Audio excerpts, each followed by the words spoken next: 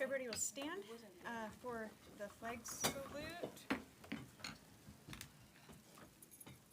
I pledge allegiance to the flag of the United States of America and to the republic for which it stands, one nation, under God, indivisible, with liberty and justice for all. All right. Sorry about the rush, and thank you for waiting for a minute for me. All right, I would like to. Where's the Army on there? I thought they were first. The what? The Army. Go ahead. Sorry. Okay, well, we did the flag salute here, and I will entertain a motion to approve the agenda. I'll make a motion to approve the agenda as written. Okay, and do we have any conversation about that? We have a presentation from the United States Army, so I would like to ask to change the agenda to move them before public comments. So everybody gets their time. Okay. I would like to ask the board, someone on the board, to make a change to the agenda because we have a special guest from the United States Army to make a presentation here today, and we also have a lot of people who look like they have something they want to say. So in order to honor the time of our members of the service, if we could ask someone to move that further up in the agenda so that we place that before comments. That will give them an opportunity to do their presentation and us all to pay attention to the rest of the conversation throughout the meeting. If someone will do that. I make a motion to move the salute to coaches as the next point on the agenda before the HomeLink graduate. Okay. Okay. All right, any other discussion for that? Okay, and we will signify by saying aye for approval of the new version of the agenda. For the student members, Aye. all right, and the rest of us. Aye. Aye. Aye as well, and that passes. I heard everybody say aye. Okay, so now we are on to the presentation. Yes. So I would like to welcome our guests to come up to the podium. We have a very special presentation tonight, and we're very excited. Yes, we're very excited to have you here to honor one of our staff members, and we also thank you for all that you do for us every day. Thank you. Can I turn around or? The Face- board, face- great. face You're board? facing Okay. us, yeah. Thank you for having us here today. My name is Staff Sergeant Rice. We are here to present the U.S. Army Salute to Coaches Award. It is an award given to coaches that exemplify the highest standards of dedication, leadership, and commitment. The U.S. Army recognizes and values these qualities because they align so closely with our core values of loyalty, duty, respect, selfless service, honor, integrity, and personal courage. Coach Bonnell, you embody these principles with everything that you do, and we would like to present this award to you to show our gratitude and congratulate you on an outstanding career, and thank you for your service and support. So.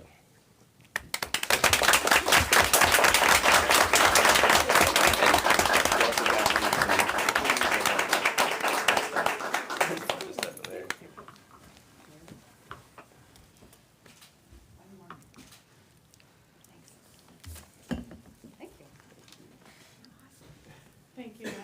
Thank you. Thank you. Thank you so much, and Congratulations. congratulations on that.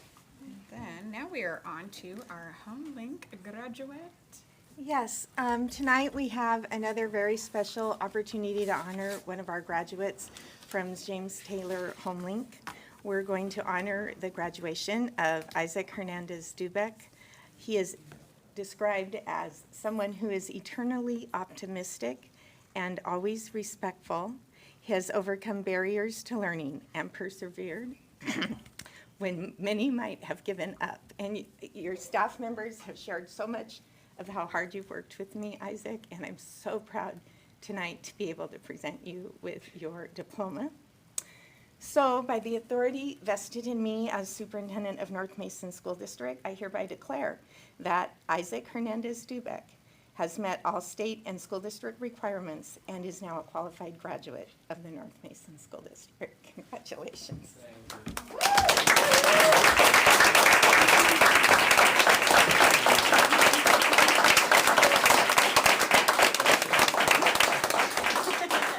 Thank you. Congratulations. Congratulations. Thank you. Thank you. Thank you. Should we pat yourself? Good job. Congratulations. Thank you.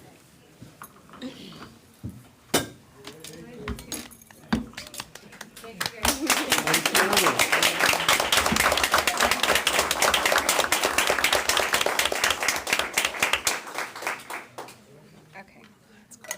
Now we are down to this here. All right, what we have here is our public comments, and I am not going to act like I don't know that there are people that want to talk. So I am going to read this out loud right here before I turn this over to Dana for one other thing here. Thank you. Oh, good, we have a list. Okay. Is this our guidelines right here? I actually have it right in front of you. I'm completely blind, so. There you go. I think it's graduation. We have this up on the board, the public comment thing about our guidelines. And There you go. it's this right here, right? This is first one right here. Sorry, you guys, I'm kind of blind. So it says, "Welcome to our meeting. The North Mason School District Board of Directors values the opinions, suggestions, and thoughts of our community.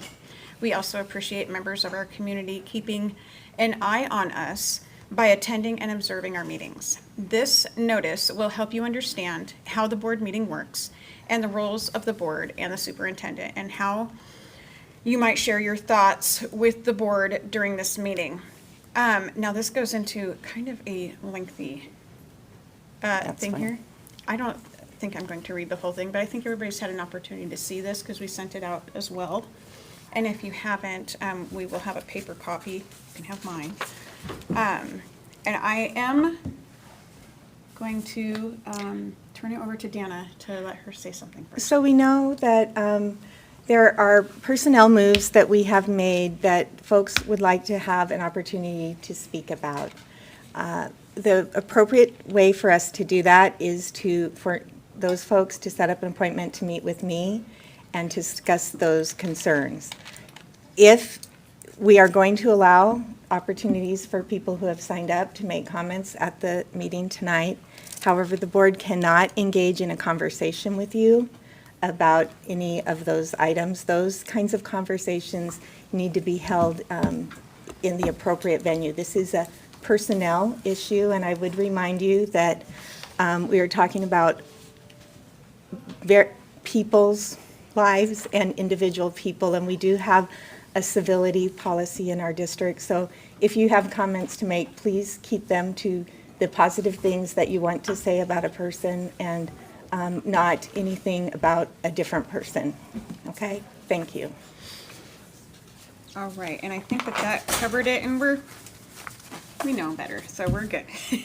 We're all good here, and I'm gonna call up the first person, and we stick to 3 minutes. And I have Eric here helping me with the time, so he will be able to raise his hand and give you a 30-second before the end, and then stop you at 3 minutes. So we will start with Katie, and I'm terrible at reading. Eeks? Eeks. It's a weird one. Not at all. I just am terrible at saying things. It's okay. I'm used to it. Do I start? Yep. Okay. So I've been a teacher at Belfair for over 8 years now. And the running joke with that is 8 years, but non-consecutively, because I keep coming back. And the reason why I keep coming back is because this is my home. Even though I'm from New York, and it took me a while to learn that, but this is my home. The staff is my family. And no one ever made that more apparent than when Jessica was principal at Belfair. And why should you believe me? Because when she first started, nobody doubted that more than me. Her and I butted heads from day one. But here I am 2 years later, crying at the thought of her leaving, coming to the board meeting, practically begging for her to stay. And it takes a lot for that kind of a turnaround to happen. It takes a really special kind of leader. But she didn't come in with that kind of top-down, I know more than you attitude. She truly cares about us and her students. She trusts us and her knowledge, and she wanted to learn from us. You don't get that a lot from leaders. We worked together to create things like the Win Room.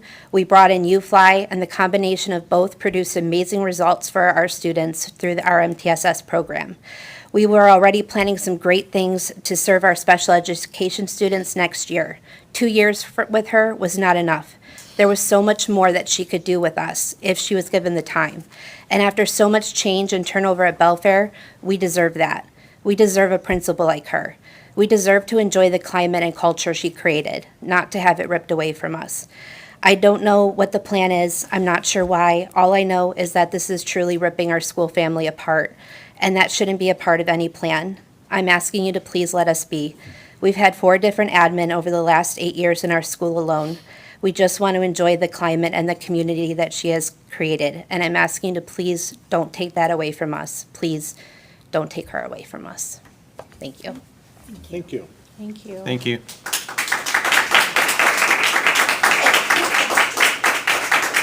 And then Chris. Eeks. Eeks as well. Thank you for helping me. It's Always good to get it the second time. Yeah, hey. All right. All So right. my name is Christopher Reeks. I'm here to seek clarification, and I understand this isn't a dialogue, that this is more of a presentation in the hopes that it falls on ears that aren't deaf. Item 4H of the agenda, so we're sticking to the agenda, shows the placements for next year for supervisory classified staff, I believe. Certificate. I'm sorry, thank you That's very okay, much. I Chris. appreciate Yeah. it. So, it shows all of the spots that they're going to be next year are the same as this year. So to receive the 2 letters that we received earlier this week as a parent, it was very confusing when you look through and see that the placements, everything's remaining the same. So we're looking for some clarification as a public. I've been a member of this community for roughly 10 years. I've held many titles, but the only one that matters today is that I'm a father of a bobcat. It doesn't matter that my wife is a teacher. I do feel I need to tread lightly because of things like that. So to hear like people bringing up or putting down another, it's not necessary. There's enough positives in one of these places to prove our case, and we know this. My son's a 2nd grader there currently. It's extremely concerning to hear the news of the proposed swap. The administration of Belfair has community support as well as staff support. These are luxury items today. Changing now would stop the amazing progress that is being made daily there. No system is perfect, but the corrections made by putting 2 extremely competent people in the administrative positions they are in currently is a great strides towards perfection. This will now tally the 4th admin change at Belfair. And while, yes, Mr. King was poached from us, a great leader, as we see he's been moved up to here to do great things as well, we don't want to be your pool of potential candidates. We want to enjoy the amazing leaders that you've given us, and we want to take and see what they do next. And we can only hope as a community that you give them the opportunity to serve you guys the best by leaving them where they're at. Thank you for your time. Thank you. Thank you.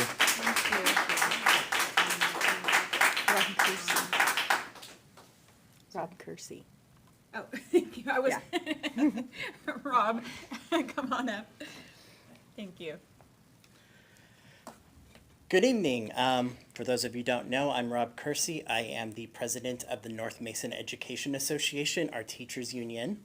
And this is actually my first time, even though I've been 3 years, this is actually my first time addressing the board in those 3 years. So I think that says how things have going. I actually don't have anything negative, so we don't have to worry about that. What I want to speak about is, we just had a passion teacher and a parent talk about amazing things that are happening at Belfair that they've experienced. But I'm sure Aaron and Emily oftentimes tell you about the very amazing things that are happening at North Mason High School. We know there's amazing things coming to James A. Taylor, besides one of the highest graduation rates for alternative schools in the state. We have some awesome programs that they are bringing. Sandhill has amazing things. Hawkins has amazing things. All of our schools, every school in our district is doing really amazing things. But I feel there's one piece missing. And that piece is you guys oversee. It's through your direction that the policies that allow all these amazing things to happen.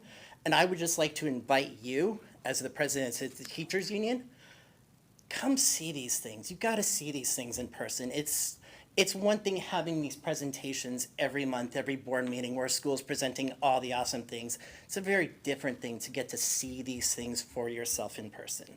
So I would just very much like to encourage you. And I know, obviously, with school boards, there's certain rules with meetings and everything else that must be followed. But I really do want to encourage you guys, be proactive in our schools. Don't just observe from the monthly meetings. Don't just reserve from the reports that we get every month. I would love to see you. Our teachers would love to see you directly involved, like coming to schools, visiting, and seeing all the amazing things that are going on. Thank you. Thanks. Thank you.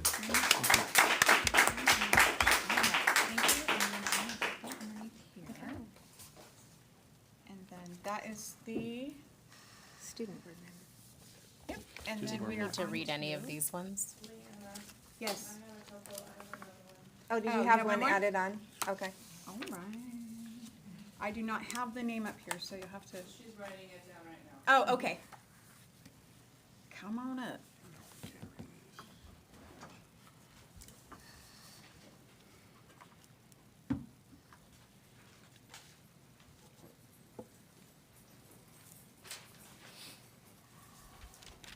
Oh, thank you very much. And Jana Peterson, thank you for. All right, strictly off the cuff, because I'm running my kids around, just had to skip out on a baseball game to be here. So, resolution 4, I think G24, the employee, like the man said before. Now I'm up here, Jessica Collins. Jessica Collins is supposed to be at Belfair Elementary, and on that list. Anyways, I have wrote to the board members and shared my opinion about this, and just want to reiterate that they are doing such a good job, and I don't know why we would hurt something that is doing so well. I think as a professional, when you are really doing good and trying hard at your job, it's kind of a slap in the face to take all your energy and all your efforts and take something that you've made good and then separate it. I think that the principal and vice principal together make a good pair. I think we should keep it that way. And I think that it's not just like a personnel thing when it's affecting thousands of students. So I personally just wanted to voice my opinion and let my voice be heard about that. So, thanks. Thank you. Perfect, thank you. Did we need to read any of these? No. None You of all them got also? copies of them, so. Okay. Okay. Do we have any others? Okay, not hearing any. We are moving over. And thank you all for those. And we're moving over to student board member comments. You can choose who goes first. Leanna? You have one more? Oh, do you? Oh, come on up. I can write it in here. Oh, okay. It's an easy name. Karen Jones. Karen Jones. That is easy. And I absolutely hate public speaking, so this is Me too. not easy for me either. But I'm a parent. I'm a volunteer at the school. I'm there regularly, and I'm PTA president. So I am there, and Which school? Oh, Belfair Elementary. And I see how much the teachers enjoy the leadership there. They make a great team, Christine and Jessica, together. And I have a good working relationship with the PTA, with my volunteer. I just really enjoy it. And I hate to see that go. You can tell by so many other people that are here supporting that they feel the same way too. That's really all I have to say. Thank you. Thank you. Thank you very much.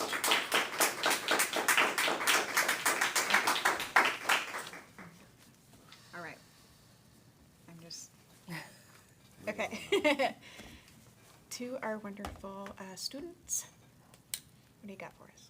Over the last weekend, Saturday, we had our music department do 2 amazing performances. We had our band absolutely rock the house in Bremerton with their marching, which sadly I didn't get to go, I had to work, but I heard it was amazing. But later that evening, our Winter Guard did their first ever full showcase where they showed all the songs and everything they've done throughout in such a short period. It's really incredible what that program has become in just 4 months since they've started, and I'm really proud to have coaches and leadership and just staff members that are so dedicated and involved into starting new activities and pushing them to what they can become so quickly. Erin, if I can interrupt, can you remind everybody what Winter Guard is, because it is new to North Mason? So Winter Guard is a competitive field show or competitive showcase similar to like marching band, where we have performers from our school who are students come in and do showcases where they throw flags, throw rifles. We're going to be introducing sabers next year. Just kind of a professional dance routine, essentially. Wow. Do Thank they you. actually get to throw the rifles? Yeah. Do that? That's cool. They throw them like. But they're wooden. No, I'm not like a loaded gun. Their tosses are like 10 feet in the air. It's Wow. quite impressive. Yeah. That's pretty. It wood or not. That's anything above my head, and I have to catch it. I'm over. Great. Thank you. Softball went to districts. Sadly, they did not make it past the first day, but they still went, which is still a good win. And I have heard that we have a senior AVID teacher certified, or will be certified this summer, and will be taking over the senior AVID class. Oh, Nice. And it Very feels so cool. nice to be able to say that. all right. Very cool. All right, and that. Anything else? Okay. All right, and we did the salute to the coaches. We did that one. Transportation. Okay, and now we have a transportation presentation. If anybody got to see that beautiful Brand new bus out bus. front there, yeah. Welcome. Good evening. Maureen Simons, Transportation Director. I've been in this role for 6 years now, and every year I continue to be amazed by my team and how they step up to the plate every day to make sure the students get to and from school and to their activities to the best of our abilities. So what you have here on the first slide is our contracted hours. So this is the hours that we anticipate for routes for the drivers. It doesn't include field trips. It doesn't include anything extra. It doesn't include our McKinney-Ventos. It is strictly the to from within our district and how it's changed over the years. The next slide is our mileage and how it's gone for the last 5 years. You can see for routes, we're starting to creep back up on our mileage. And for trips, that's our athletics trips, our field trips, our extras. And that's just in buses. That's not including our vans, which get used very regularly by the athletics and the teachers too, for smaller classes to go places. So the next slide is the costs. Two very unpredictable costs that we have in our district is our fuel costs and our McKinney-Vento homeless foster students transportation, because that is an unfunded mandate. We are required to provide it. We have been asked to transport kids all the way from Elma. We've been asked to transport kids from Kelso, to get to and from school. So those are things that we can't predict because they just come up. And so this is, you can see the rising cost and for that. And then fuel is just astronomically going up. We all feel it in our own pockets for our cars, and it's the same thing for our buses.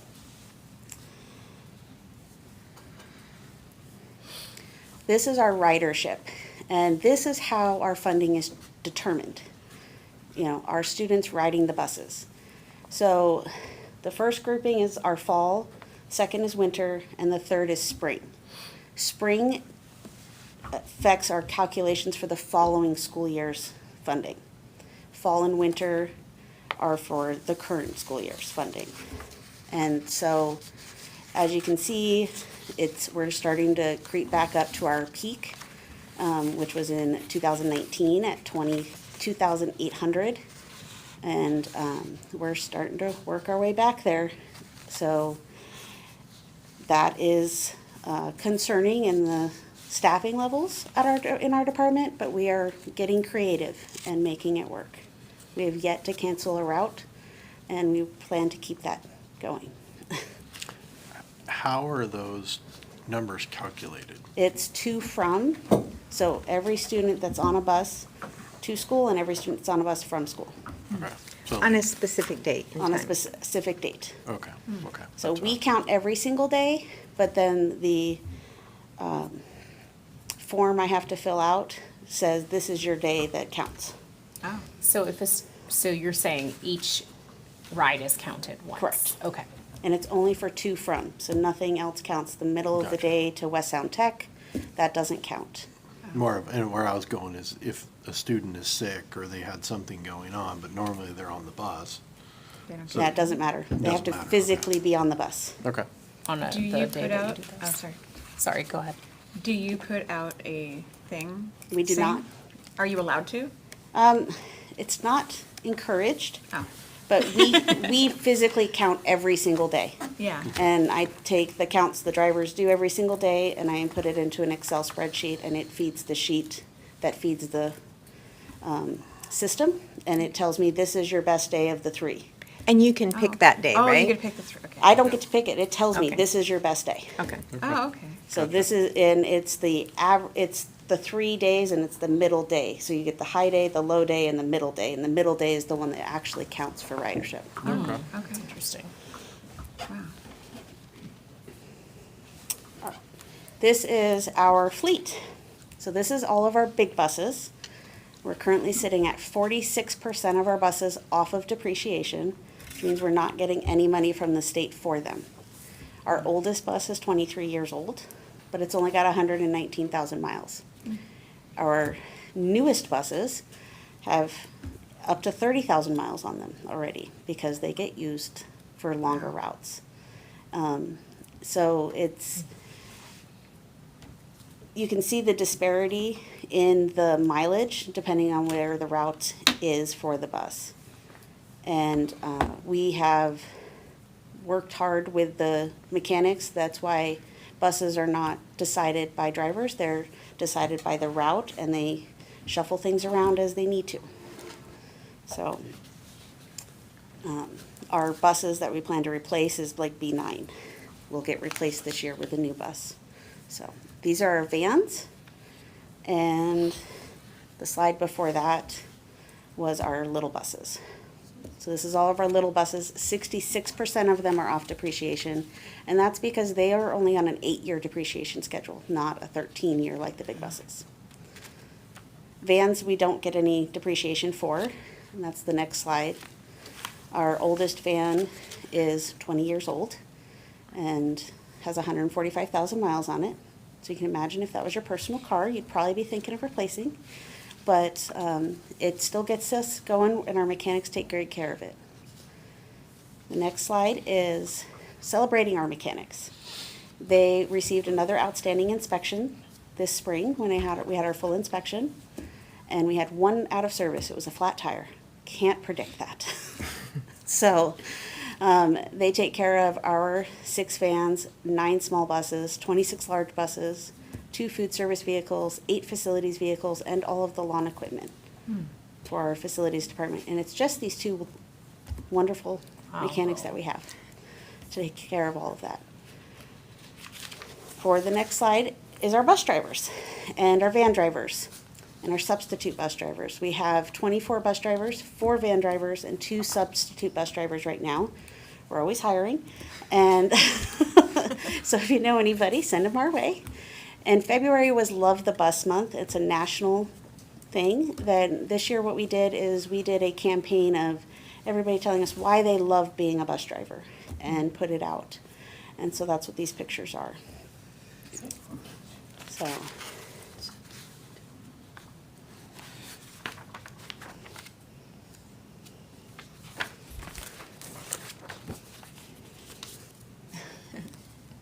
It was a chance to get to know the drivers and then our driver trainer as well. Fill the Bus is a volunteer effort by the drivers. It's set up by the drivers, it's managed by the drivers. It happens in August, and they generally fill over 100 backpacks every year. The last 2 years, they've raised over $3,000 to be able to replenish those supplies throughout the school year. And they use the sports teams, usually the fall sports teams come and help and volunteer to talk to people that day or collect funds or whatever it is we need their help with. So they do a great job. And the drivers have done this for over 15 years. The last effort of volunteerism is our picnic and transportation roundup that we have combined now. It allows students to ride the bus for the first time, parents to get to know the bus rules.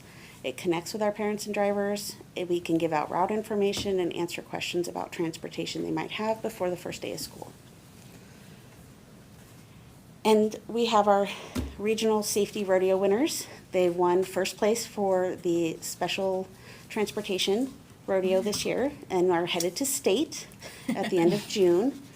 And the difference between the little bus and the big bus at rodeo is the big bus is all driving maneuvers. The little bus, they have to do all the same driving maneuvers, but then they also have to manage students on the bus. And they get a profile about that student. Oh, wow. And they have to do emergency evacuation drills with those students. And these students are all over the place as to what they are. One year at state, one of the students had a knife and was, pretending to stab people and then run off the bus. Oh my goodness. And they have to manage it. It's a driver and an assistant. Wow. And so it's very rigorous. And the drivers, these two have competed and made it to nationals before. And so we're hoping they get there again.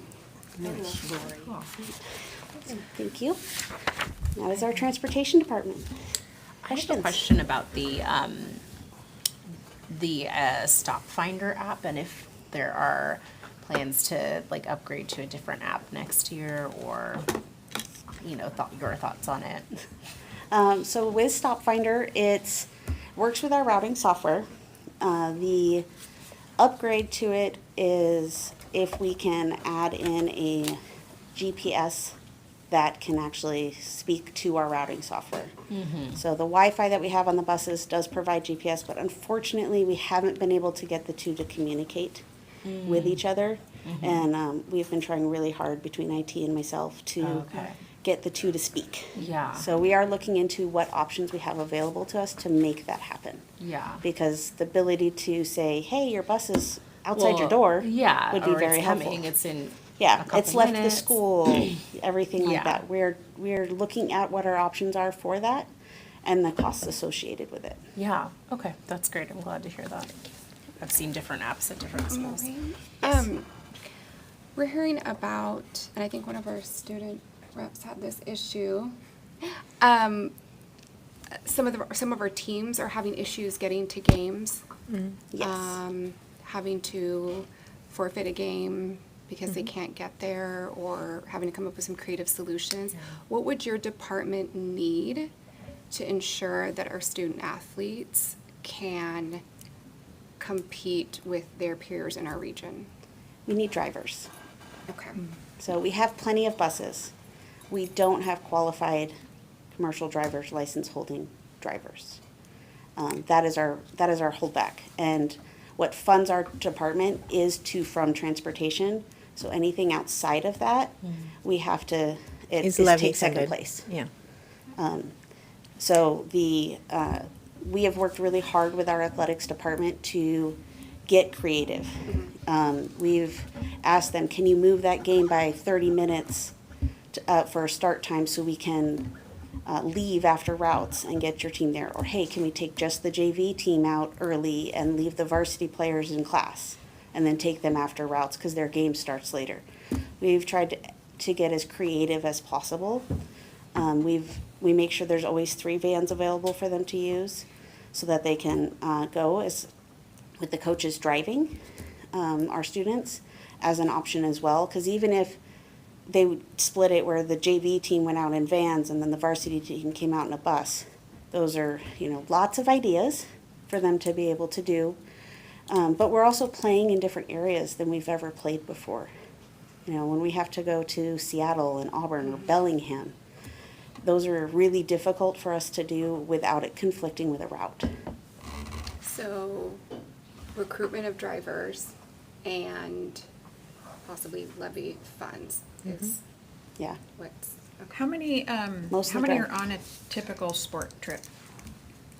So an average sport trip, it depends on the team. For fast pitch, this year they only have a varsity team. They didn't have a JV team.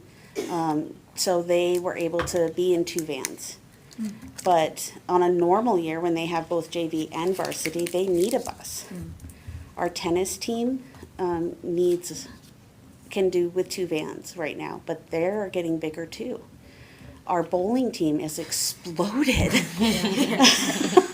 You know, who would have thought there'd be over 30 players on a bowling team? I'm very proud of them. They're doing great, but it's not something that you would think of would need a bus, and they need a bus just to get to practice.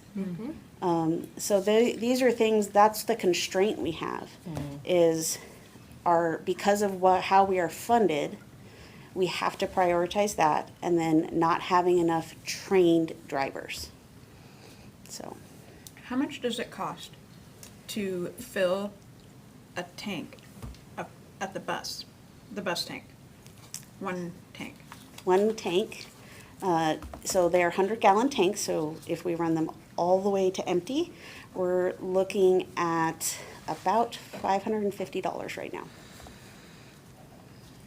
Wow, it would be over for me. And then how long does a 100-gallon tank last? It depends on the route. Okay. So our routes that go to out in the lakes and then also out of town, those buses fill up every other day. And part of that is because we have a policy to try to stay within the half tank, because sometimes our fill station goes down, and to fill up at the Chevron across the street is more expensive. So we encourage the drivers to stay above half a tank, so that way if for some reason the fill is down, they can survive another day before we are in dire straits. And we have a tank on site too. Wow. Wow, I was like thinking a couple $100, $200, and I'm not even thinking about, I didn't know it was 100 gallons, but wow, that's incredible. I'm sweating. Just hearing about it. No worries. Any other questions? All right, well, thank you so much for your time. Thank you. Thank you. Thanks, Thank you. Marie. Thank you, Marie. I played bingo with her. Very good. All right. We are on to our consent agenda, and I would entertain a motion to approve the consent agenda.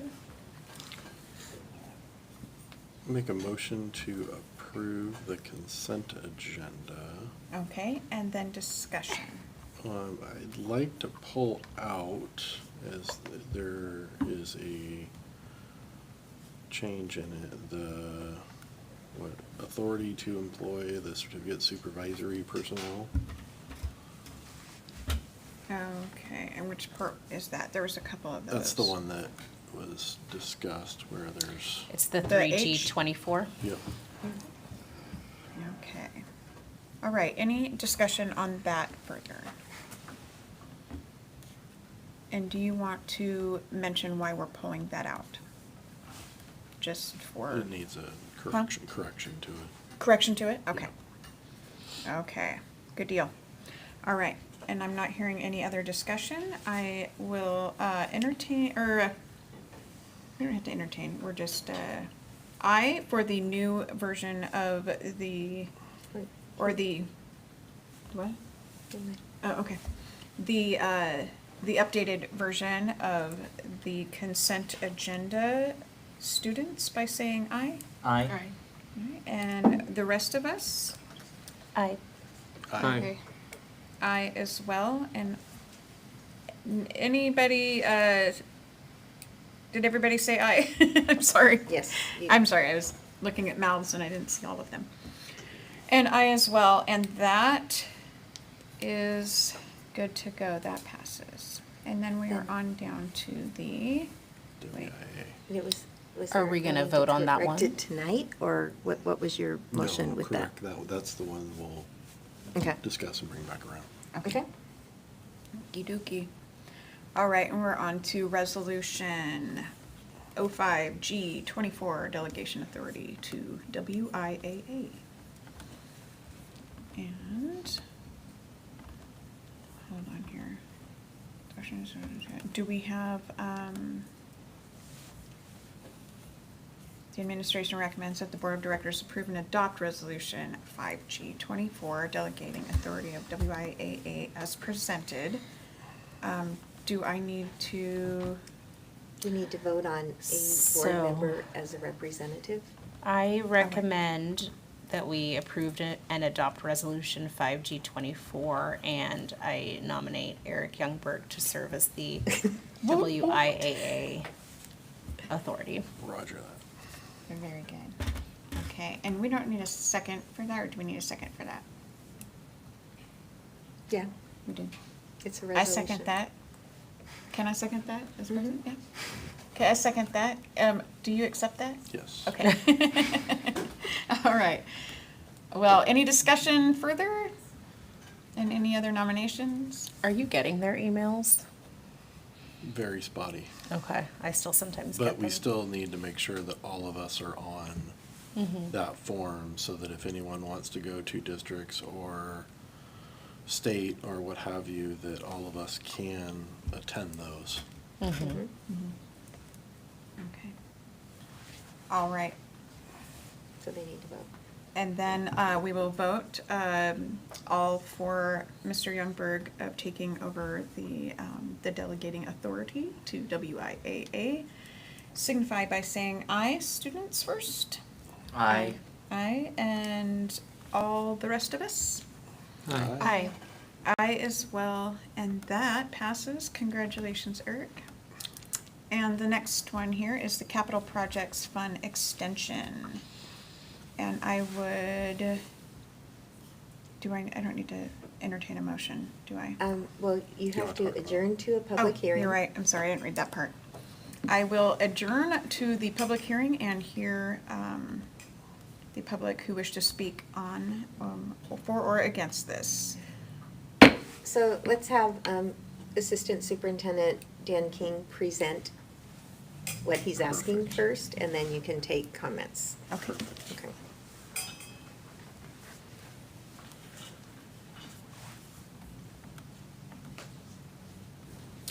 Good evening, Board.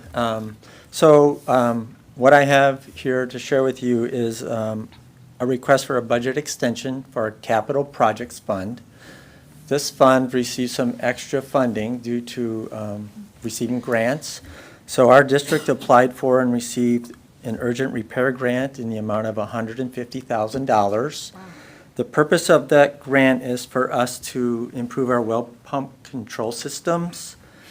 Our well pump control systems distribute water to our upper campus, all up here, all of the buildings in the upper campus. And also, they would include a mixer at our reservoir tank. And what that does is it maintains our proper chlorine levels in our water system. So that is an urgent need. So Joan Moore, our facilities director, and I, we applied for the grant, and we're very fortunate to receive this grant.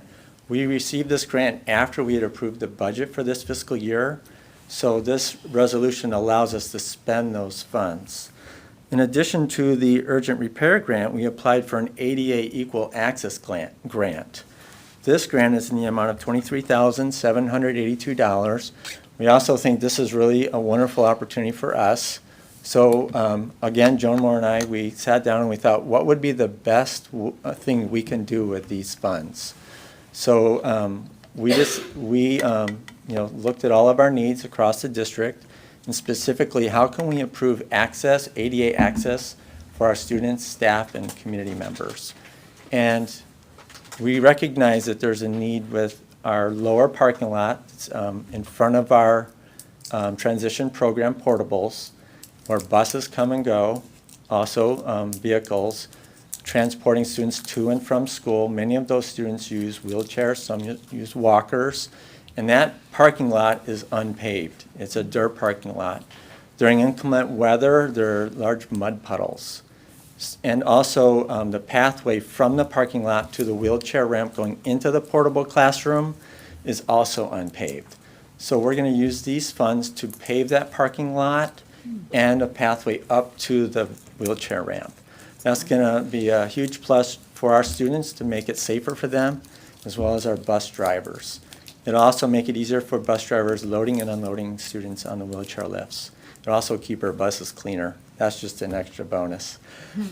So in order to spend these funds, though, we have to increase our budget capacity, our budget authority, rather, in the capital projects fund. Originally, we had approved $100,000. This is to increase it by $200,000 up to $300,000.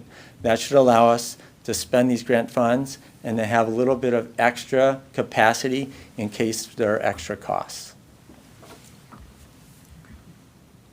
Very good. That was Thank great. you, Dan. Yeah, very thorough. All right, and then public comments on that? Or did we do that afterwards? So you can do that now. Okay. Anybody up here have comments? I was just gonna ask, do we have an estimate on the replacement costs, what that would be yet, or? So the amounts that we received in the grants matched our, we received bids and quotes for these, and those are the amounts we were given. We added a little bit for a little bit of overage, taxes and whatnot, or any unforeseen costs.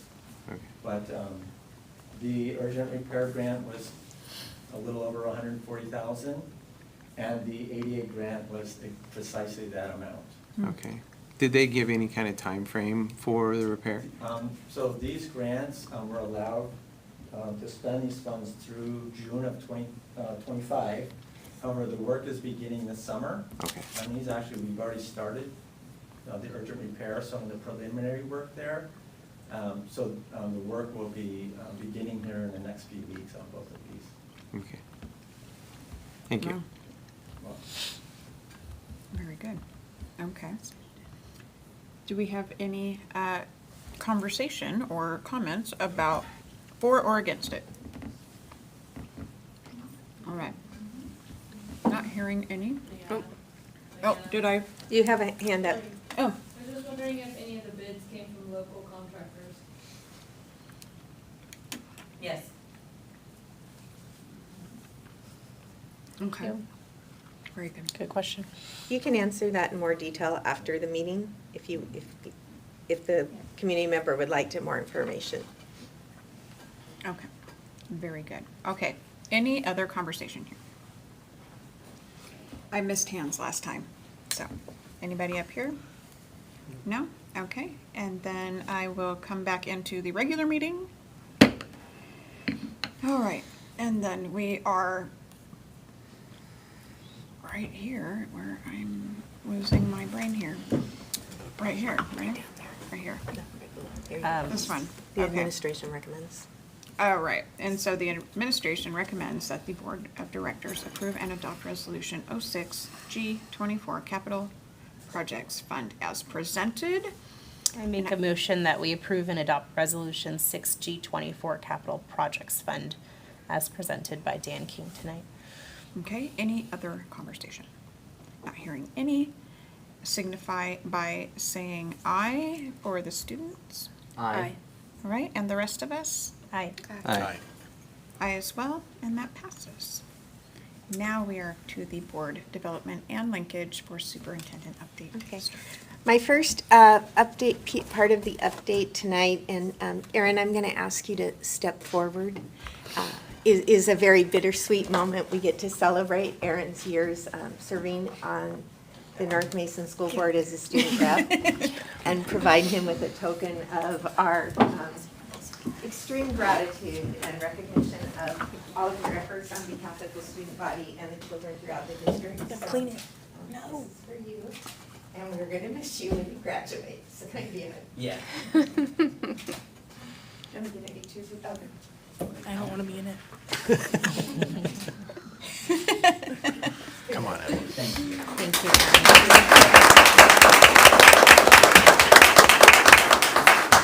Good job. Thank you, Aaron.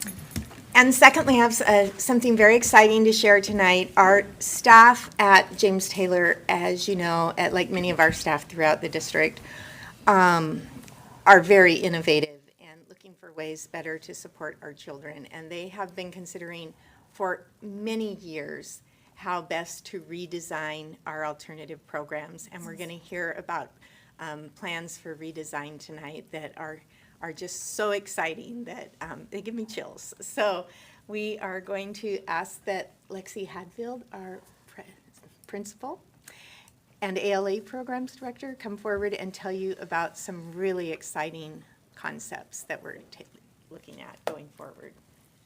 Yeah, I'm really excited and excitedly overwhelmed to share this process with you because it will be a little bit of a lengthy process, but we have the opportunity to redesign the school of James Taylor. So while the building structure stays in place, we're going to redesign what school looks like for the students who attend our James Taylor program. So for the longest time, like ETS and the Carnegie Foundation, they thought the best way to show what kids know was to test them with standardized tests and kind of basic assessments of their knowledge. And what they're finding is that is not a good demonstration of what students know and what they're capable of and what they have learned. So those foundations are, like us, moving towards competency-based crediting, transcripting, and learning. So that's what we are doing at James Taylor. So what we know is while our kids are learning, they're not super engaged with their learning because they're coming to school and they are sitting on a computer for 5 hours a day. Now, we do have opportunities for them to go work in what we call our STEAM Portable, which you've heard me talk on previously. They're programs that we design based on niches that our teachers have. We have the opportunity to design and work with students on authentic learning-based activities for students to pursue their passion and show mastery of competencies through their learning. So right now we're compliant. Our kids are graduating. We have a high graduation rate in their learning, but we want it to be authentic learning and meaningful for our students. So that's what we're trying to do by moving forward. Next slide, Jackie. So we applied for a grant in the fall for the Mastery-Based Learning Collaborative, and due to our size, we were waitlisted.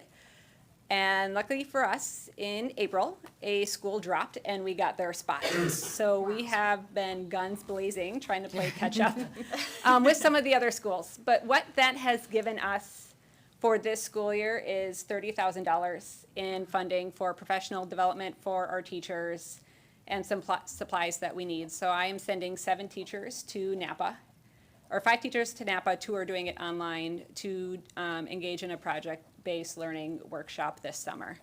Part of the grant is all of our learning is going to be culturally responsive.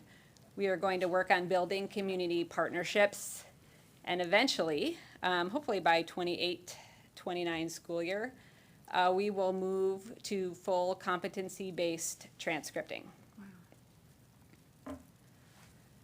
Can you explain a little bit of how that's different for people? Yeah, so, and I do have a slide coming that kind of shows you what a profile of a graduate is. We are not grading their content.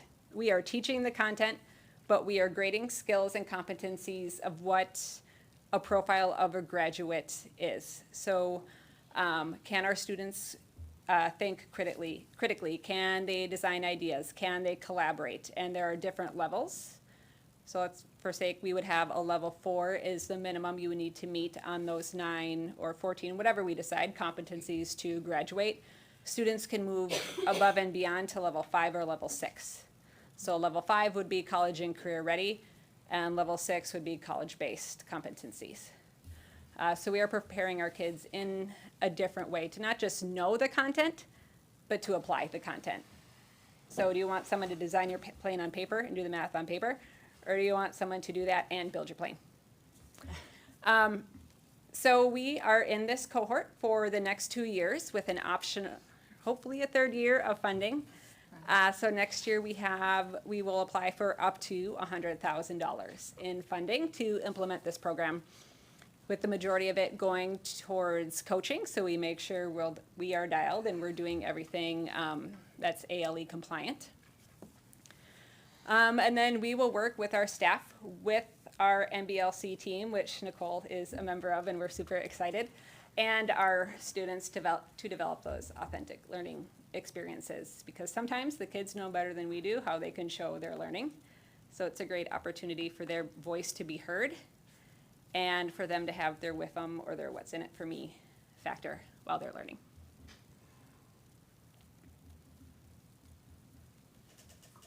So this is really hard. This is very, very hard to see.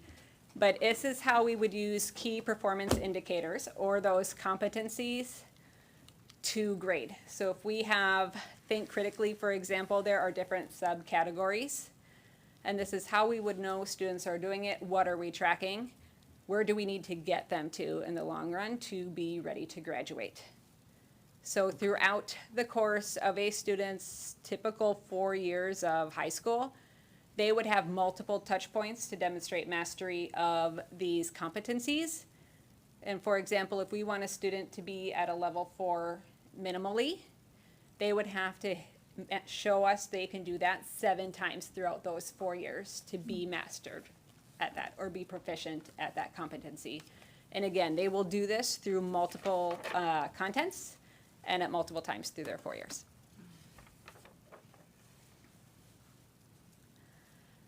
So like I've touched on before, the benefit of this is students are really graduating career and real world ready. They are getting their critical thinking skills. They are becoming empowered to seek out their learning and make it more meaningful, and they're engaging in real world problem solving, and hopefully in partnership with our community partners here in Belfair. So when I talk of a profile of a graduate, this is an example of 9 competencies that our students would master before they graduate. So when we talk about educating the whole child, whole school, and whole community, these 9 competencies really demonstrate that for our students. So again, they will have multiple touch points through those 4 years to demonstrate their mastery of these profiles. So we have a 3-year plan to get started, and what that will look like is next year we are starting with a cohort of 9th and 10th grades. I don't know yet if that's going to be by age group grades or by credit attainment grades yet. That is something our team will work on, and you can see the roadmap here. I won't go into too much details because it's really in-depth and technical. But we will continue to develop and add on cohorts as we go throughout those 3 years. So 25, 26, we'll add in 11th grade. 26, 27, we'll add in 12th grade, and our 11th and 12th grade cohorts will be program area focused. 9th and 10th grade will be more exploratory, and then kids can kind of choose their trajectory for their junior and senior years. And then hopefully year 4, we will start over with that 9th grade class on competency-based crediting. So if any of you are familiar with a collection of evidence, teachers have to upload examples of student work to prove that they know the content based on those KPIs, or key performance indicators of the profile of a graduate. So the kids really do have to prove that they know their stuff and they can apply it. Very good. Let's just summarize what I talked about here. Our goal is, after next year, that we are self-sustaining. There is an opportunity to apply for additional grant funding if we need it. But by 26, 27, we will be self-sustaining and probably saving some money, because we won't be spending money on our online platform. That will be used as supplement only for in-person learning. Everything else will be project-based, hands-on activities. So we have our vision statement and mission statement. This is not final. It is really right now just to give you an idea of where we are headed. We will work with our mastery-based learning collaborative team to refine this over the next year and with our student board members also. So I won't read it, it's really long. And the big part of learner-centered classrooms, which we will work on some small tweaks in our building of James Taylor, is student growth. So we're going to meet students where they are at whatever level they are in their competencies and move them over levels at a time. So if we have kids that are starting at a level 5, we need to figure out how to get them to a level 6, but still catch that level 1 student up so they can get to a level 4 or higher by the time they graduate as well. Yeah, our funding up to 100 grand for next year. We haven't written out that budget yet. We have a little bit of time. They're giving us, the MBLC is giving us a little bit of leeway because we're coming in a little bit late.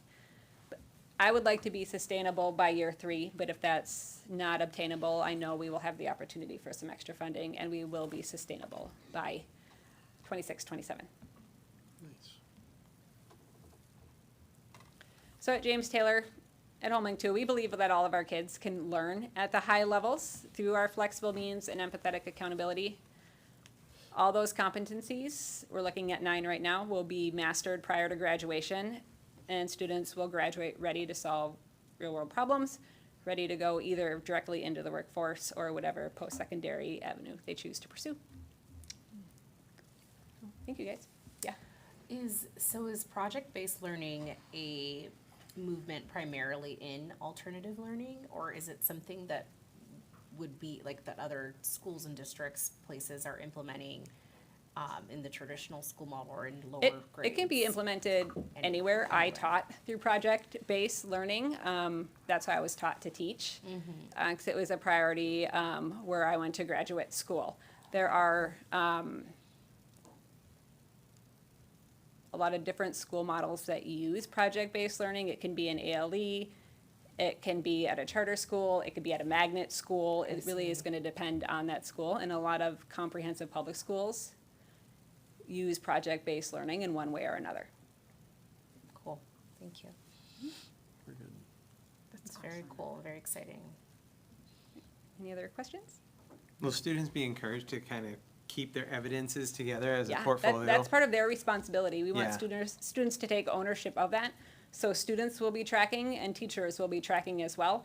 And they will be coming together at multiple times throughout the month, hopefully twice a week, to touch base and see where they are, where they're struggling, to get some more personalized supports for whatever they need.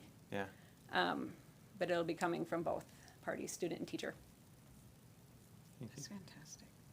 Very good. That is exciting. It is. We're excited. Every time I hear from you, it's exciting. Thank you. Great, that's very Thank you. Napa. Thank you. Appreciate it. Thank you. Thank you. Thank you. All right, and then budget status update.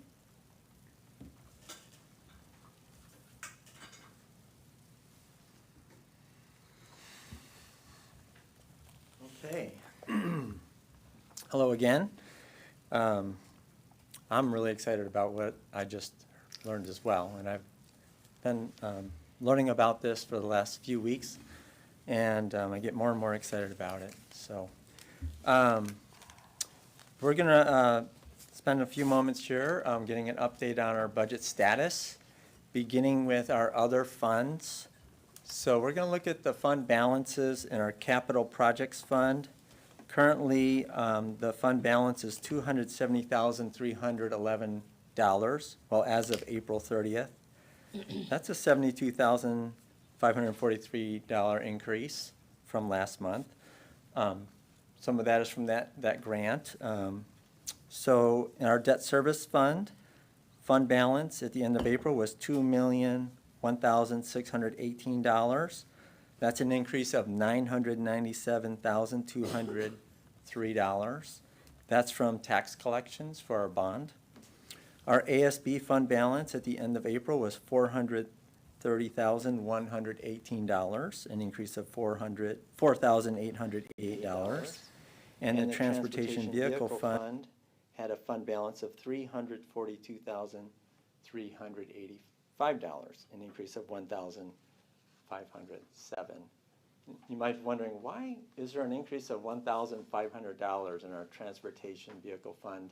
Just so you know, every one of these funds, we invest the cash that we have available in those fund balances through our state investment pool, and that's revenue from our investments.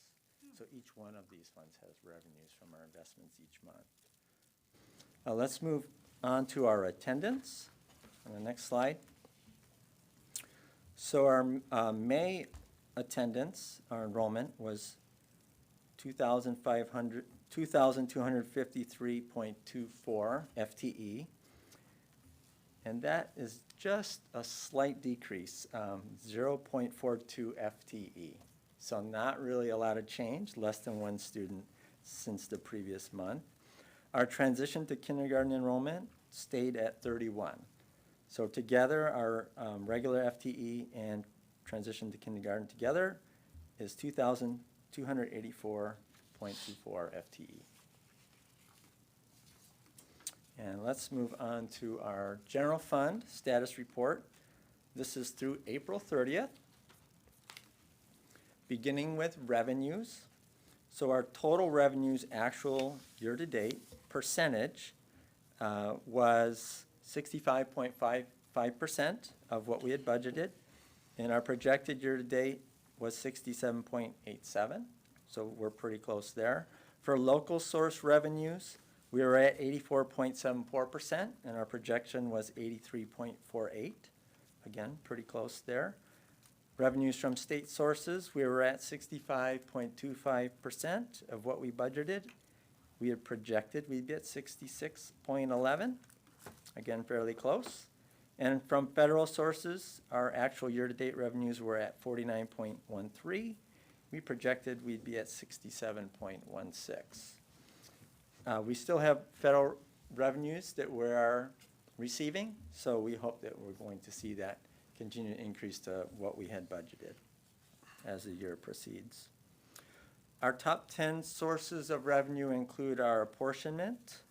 So far this fiscal year, our apportionment has been in the amount of $15,824,797. I want to point out our local property tax. Year-to-date, the third one down, $3,214,546. And in the month of April, we had received $1,316,312 in our local property tax.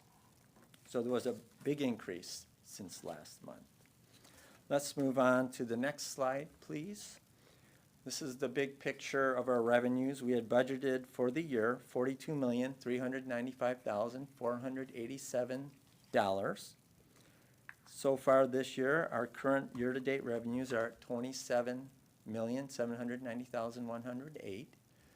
We had projected at this point in time that we'd be at $28,274,736, so a little bit less than what we had projected. Let's go on to our expenditures, please. So on the top left, you can see our projected year-end balance in our general fund to be at 7.67% of our budgeted expenditures. So it has gone up 0.63% since last month, and we're starting to see that trend go up as our apportionment percentage increases, and also as we receive our taxes. Our total expenditures year-to-date, we were at 65.60%. At the end of April, we projected we'd be at 66.92. So similar to with revenues, we're coming a little bit under what we projected. So we're spending less than we had projected, and I think that's a good thing too. For salaries and benefits, we were at 64.23. We projected we'd be at 65.51. And for basic ed, actual year to date, 63.39%. We projected we'd be at 67.63. Our total basic ed expenditures to date are $13,156,892. And you can see the rest there, those are our top 10 expenditures by program. Let's go on to the next slide there. Big picture of our expenditures year to date. So we budgeted $42,495,683 in total expenditures. Our current year-to-date expenditures at the end of April were at $28,140,754. We projected we'd be at $28,703,850. Bless you. So again, our current spending is lower than what we had projected by $563,096. Let's move on to our fund balance. For April, if you look at April on the bottom there and straight up from that on the solid blue line, you can see that our April fund balance at the end of the month was $3,922,897. And there's a chart at the bottom. It might be a little bit easier to read. You can see what our beginning fund balance was at the beginning of the fiscal year. Our April month fund balance, which I just shared. Our budgeted year-end fund balance, $3,783,873. And that's what you can see over the month of August.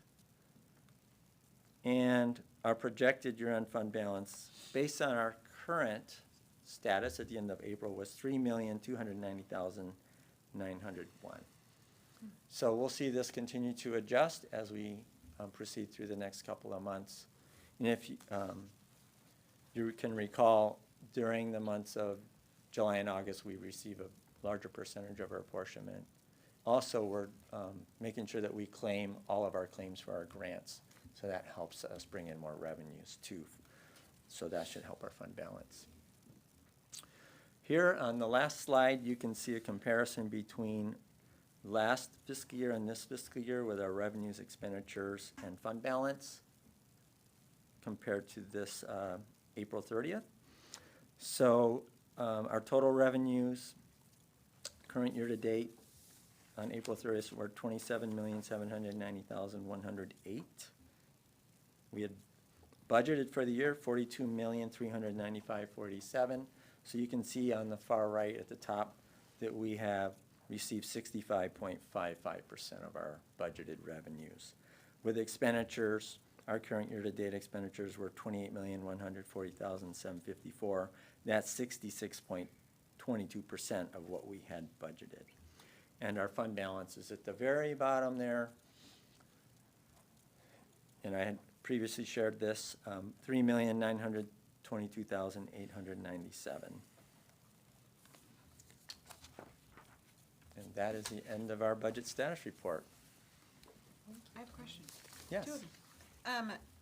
On our property taxes, are we taxed for the levy? Do we pay the levy on our property taxes? People within our North Mason attendance area, Yeah. If they own property, then, yeah, that's part of their property taxes. North Like Mason here, levy. North Mason property, like Oh, where do our we? school is, when we Do pay we pay property tax? tax, do we pay? Yeah, that's a great question. We own property, Yeah. obviously, but we do not pay taxes towards our own levy. Do we pay it for the state school tax? I don't believe we do. Yeah, We're no. exempt. Oh, okay. Yeah, we're I was exempt wondering, from because that. if that went out and we paid Yeah. to the schools, and it'd be like. Yeah, those are very good defeating questions. the and purpose. I haven't even really thought about that, so. Yeah. Yeah, No, that's, no, I wondered it before, but I never Mhm. asked, so, very cool, good. That would be double dipping of the state, Certainly because would. even the money the state they collect, they send back to districts, and so that would be double taxing our And then we don't community. get, like, anything, so we would be paying other schools our money. So, yeah. Good deal. Well, nice to know. Thank you. Thank you. Thank you, Dan. Thanks, Dan. Thank you, thank you, thank you. And we're down to the legislative representative report. I don't have a long report, but I did just want to say that there's been some activity in the Ledge Rep, amongst the Ledge Rep networks, just conversations in this off session about really working with your district to collect, some of what we heard tonight with the transportation numbers, really tracking and paying attention to the maintenance and repairs expenses, cost of fuel, cost of oil, requests, figuring out our insurance costs over the last 5 years, our utility costs, classroom supply costs at each grade level, so that we're armed with that and taking those numbers to our legislators in this off season when they're not in session in Olympia, so that come January next year, we're ready to have them be paying closer attention to those MSOC dollars that they're not giving us enough of to cover those rising costs. And actually, today I had a conversation with Representative Griffey about the increase in, about many things, but one of the things I brought up was the projected extremely significant increase again in insurance costs. So. What was your conversation? Was he? Yeah, our insurance receptive? costs are projected to go up again this year. 2 years ago, they went up just about 20%. Last year, almost 30%, and the projection right now is up to 40%, which takes us from about 180,000 3 years ago to, if it goes up a full 40%, $800,000 for insurance alone in our budget, which that's a lot of staff or other supplies or things that we're not getting to spend that money on. So we're gathering all that. You'll have a really good one-pager to share. But we did bring it up today. That's good. And he was receptive, or? Yes. Good. That's all that I have. Okay, thank you, Irma. Okay, and then we are down here to the assurance of organizational performance and policy review and our monitoring reports, and we have just none. We have none this time. Right. And it says action there, but there is no action. I Your don't action recommend was- any change to the district policy. Okay. I mean, district calendar policy. Yeah, we reviewed that last month. Okay. Yeah. Okay, and then policy review, do we have any discussion on the ER11 district, oh, you already said that, but any discussion on that from last time? Okay. And then we're at the adjournment and the good of the order, board and superintendent, and I'm going to start at that end. I know you started, but any That's fine. good of the order? No, I'm just needing, two things. I'm excited about the upcoming play, The Little Shop of Horrors. So I'd encourage, and graduation's coming up, so it's just a fun time coming up to be out there. I just wanted to say thank you to everyone who's been sending emails and calling and who spoke today. We appreciate your comments and we are taking those to heart, so thank you. Yeah, I just had a couple of things I was also going to say. I appreciate the public comments. We can't always be in the schools, we try to be, but to hear what's going on, hear opinions, things, it's important to us. I mean, we follow policy governance and, we appreciate you staying positive and respecting that, but it is important for us to hear those feedback and hear what voters and what the people in the community have to say. So thank you for that and appreciate the emails, et cetera, and we'll continue to take those and listen to those and take note of those. But the thing I was going to point out about that I've noticed is with graduation coming, there's a lot of testing going on. And one thing I wanted to point out is I love the fact that there's teachers that are sensitive to these students and they're doing fun stuff. Like they're still learning activities, but whether it be at the elementary level of making board games or having them doing games on the computers, whatever it may be, the way they can do things to kind of relieve that pressure and like we have to do our standardized testing, but not to make it feel like a penalty. So I just think kudos for our teachers.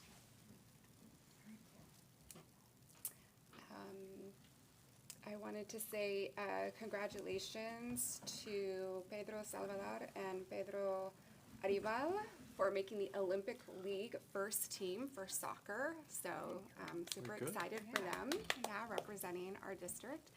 And thank you to those who gave public comment and to those who emailed us. As my colleagues have said, we are looking at that, we are reading them, we do hear you.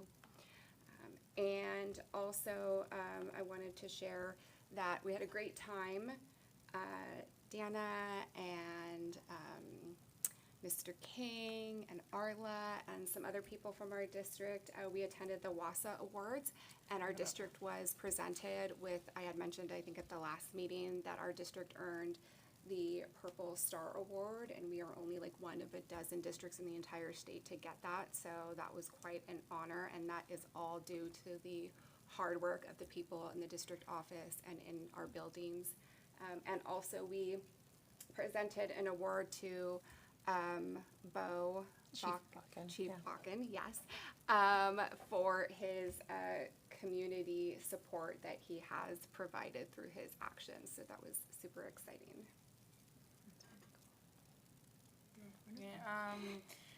Speaking of like testing and being brutal, me and Aaron have both just finished AP testing, both for AP Lit and for AP Euro, and it's so nice to just relax. The only core class I have is math, and that's so nice. And for teachers, making it so much nicer. Like my both teachers hosted breakfast before and made it like so relaxing and chill, and made it like us wanting to take the testing, even though it's not really wanting to. So. And then previously, luckily, I was able to do my state science testing the week before mine. So. About the Little Shop of Horrors, they're doing a showcase tomorrow for the students at 9 during homeroom. Don't know if you want to pop over, if you can, but I'm really excited to see what they've been working on this entire time.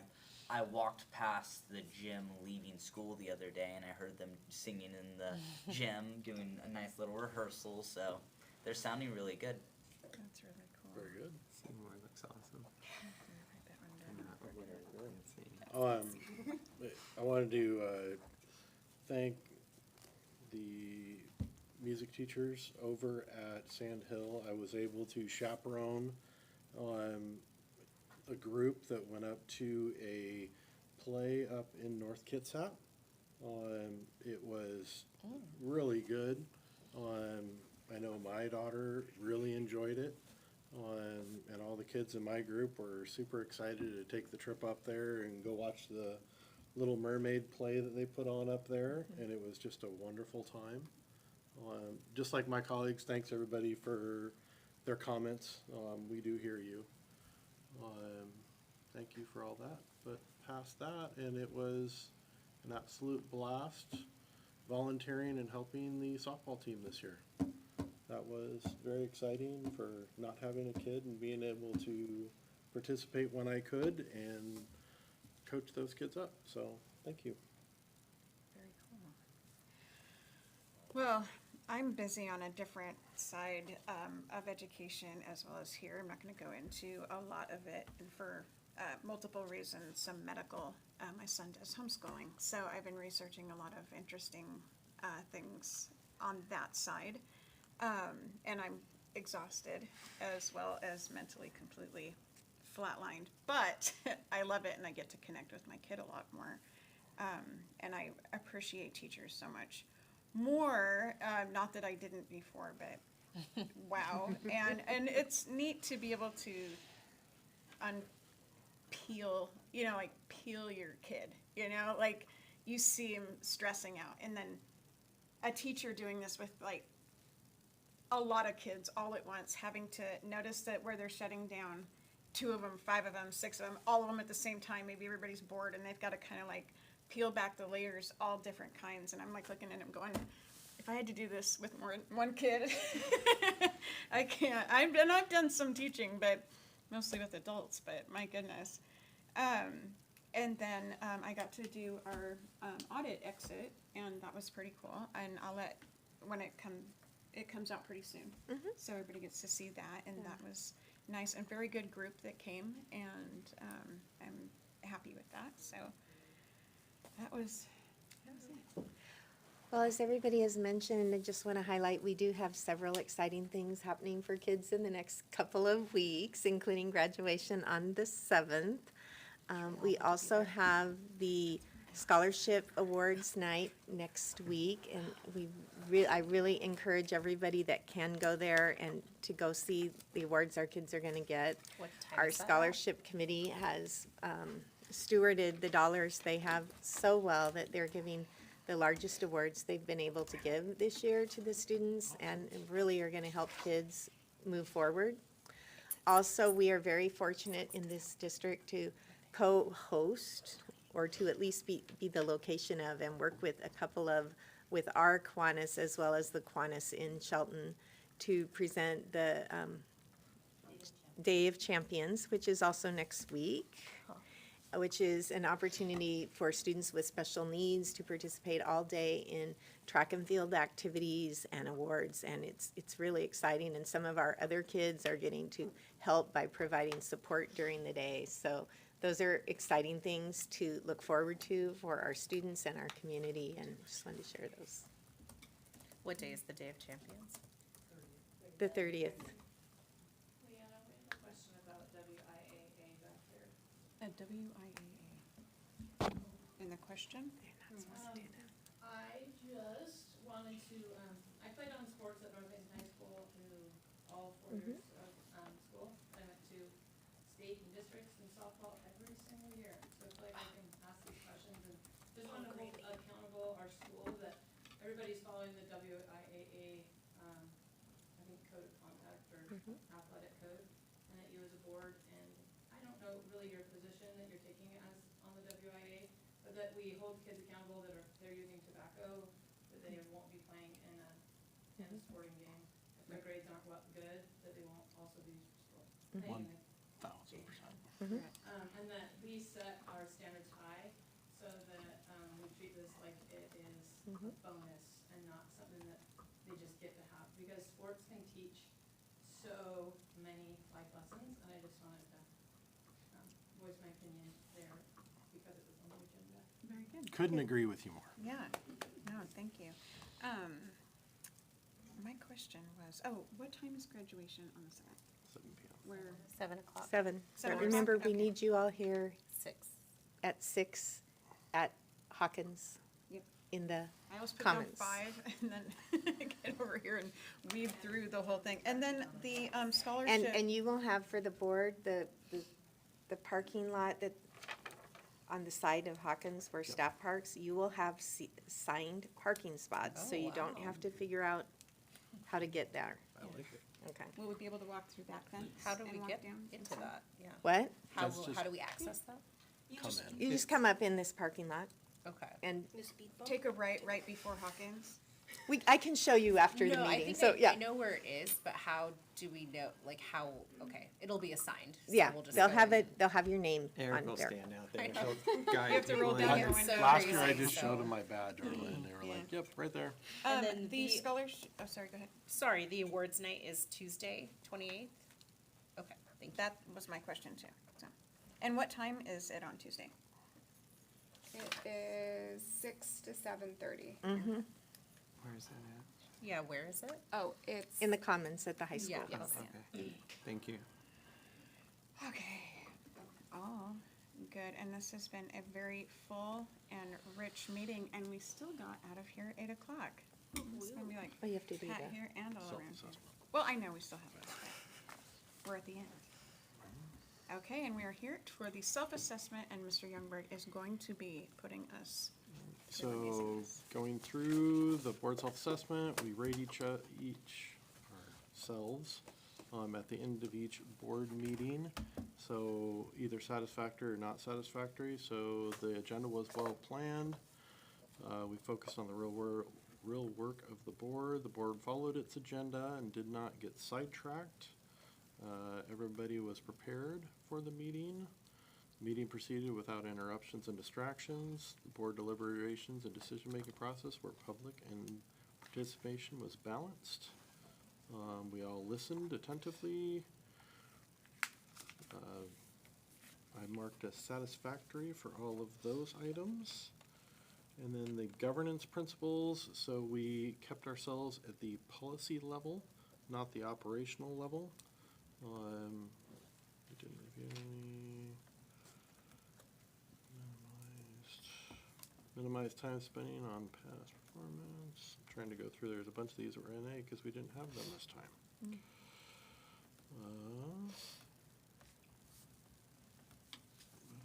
Spent most time deliberating and defining and clarifying vision and linking community opposed to fixing things.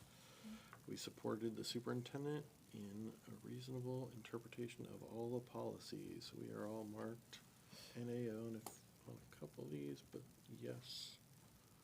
So overall, we are marked satisfactory for this meeting. All right. Then our next meeting is going to be June 24th at 6:30 in here in this room. And thank you to everybody that came in and made this meeting work today. Do we have a special before next meeting, or is it just No, within they're the going to be meeting? within the Okay. agenda. Oh, okay, good. The Yeah, bond make thing. it easier because I know like you're coming from work and, yeah. Okay, thank you. Yeah. Yeah,